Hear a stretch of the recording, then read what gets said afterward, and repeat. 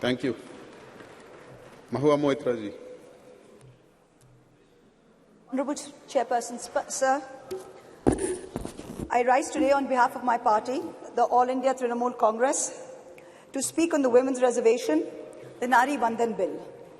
At the very onset, let us remind ourselves that this is India, a country where the poet Kafi Azmi in 1940, 81 years ago, 82 years ago, before independence, wrote in his poem Aurat, "Ut meri jaan, mere saath hi chalna hai tujhe.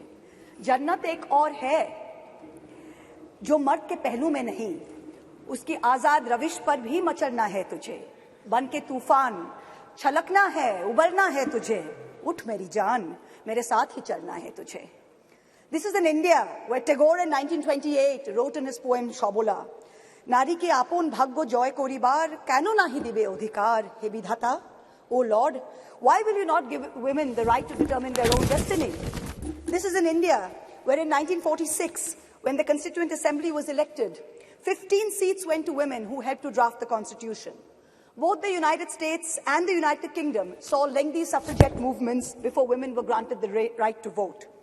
India's founders in 1947, April, agreed to the principle of universal adult suffrage, giving simultaneously the right to vote to women and to men. There was never any question of denying women the right to vote while giving it to men. All 15 members of the Constituent Assembly who were women rejected the demand for any special women's reservation on July 18, 1947. Member activist Renuka Roy noted that Vijayalakshmi Pandit has not been selected because she is a woman, nor was sex made a bar to the appointment. It is her proven worth that has been responsible for her appointment to the high office of ambassador to a land. The demand for special reservation is an insult to our intelligence and to our capacity. So sure were our founding mothers that this great land would not deny her women their rightful place based on merit. But alas, it is 75 years later. And today it is both my pride and my shame that I stand here as a woman in India's parliament speaking on a women's reservation bill. It is my pride that I belong to the All India Trinamool Congress, a party that sends 37% women among its members to parliament. It is my chagrin that I belong to a Lok Sabha, a house of the people, that on aggregate has only 15% of its members as women, far below the global average of 26.5%, and also below the Asian regional average of 21%. As this government claps itself on its back for its rankings on various global stables, let it also hang its head in disgrace that this same India ranks 140 out of 196 countries in the Inter-Parliamentary Union League tables on women's representation. Within women parliamentarians, Muslims and Dalits have been consistently underrepresented. From 1952 to 2004, only 8 Muslim women were elected to India's parliament, to the Lok Sabha, many of whom served multiple terms. In today's Lok Sabha, the 17th Lok Sabha, there are only 2 Muslim women members, both from West Bengal, both from the All India Trinamool Congress, I may add. The numbers for male and female turnout in the last general election were nearly the same, 66.7% and 66.8% respectively. But women's candidature, that number of women who are being put up for elections, which is the first step towards getting elected to the Lok Sabha, remained at an abysmal 9%, up from only 7% in 2004.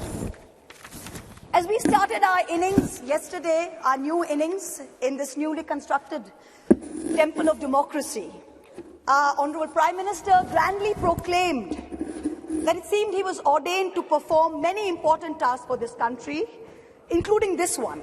And then with much fanfare, this government introduced this bill, claiming credit as usual for a groundbreaking move.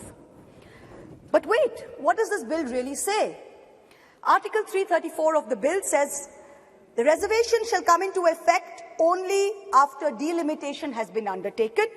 Delimitation will only be undertaken after the relevant figures for the next census have been published.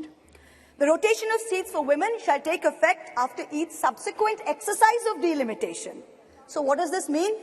In true BJP's Goebbelsian doublespeak style, it means we don't know if and actually when we will actually have 33% of women sitting in the Lok Sabha. Because number one, the date of the next census is entirely indeterminate. Because of this, number two, the date of the next delimitation exercise is therefore doubly indeterminate.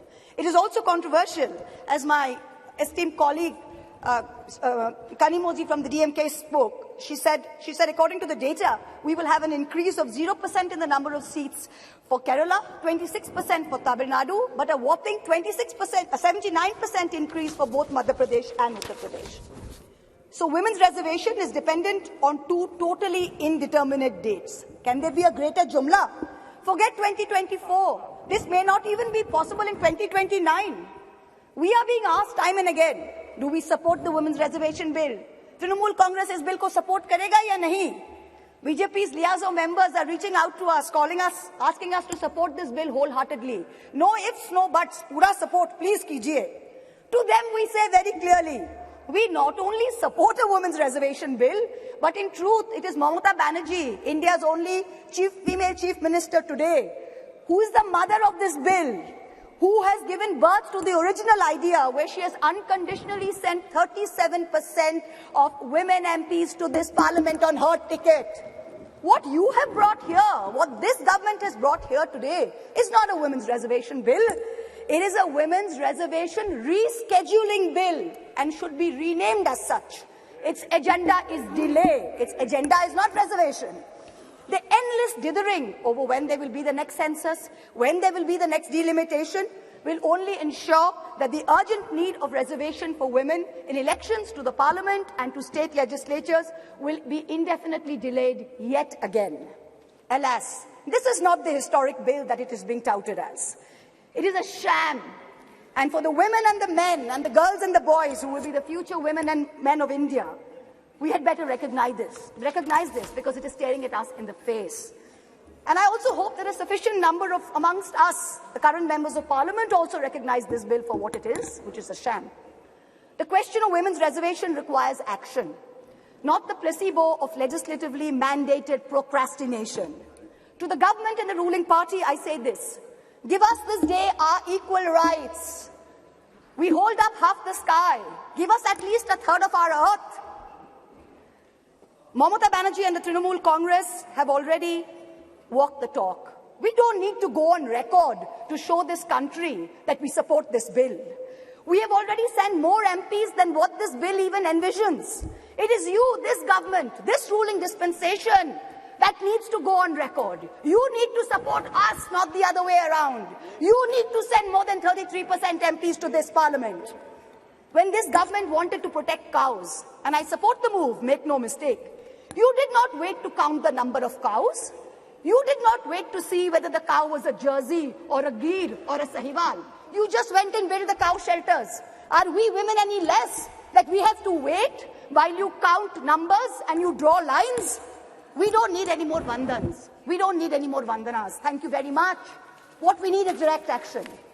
Honorable Prime Minister, this is your moment to really show us all कि मोदी है तो मुमकिन है. Implement the reservation bill immediately based on today's voters list. Send 33% women to parliament. Send 33% women to parliament in 2024 from the BJP the way our party has done. Support us unreservedly. In conclusion, I can only echo the poet Rihanna Ruhi's words. दिल के बहलाने का सामान ना समझा जाए, हमको अब इतना भी आसान ना समझा जाए. हम भी लोगों की तरह जीने का हक मांगते हैं, इसको बगावत का ऐलान ना समझा जाए. Thank you very much. Thank you. Srimati Rani ji.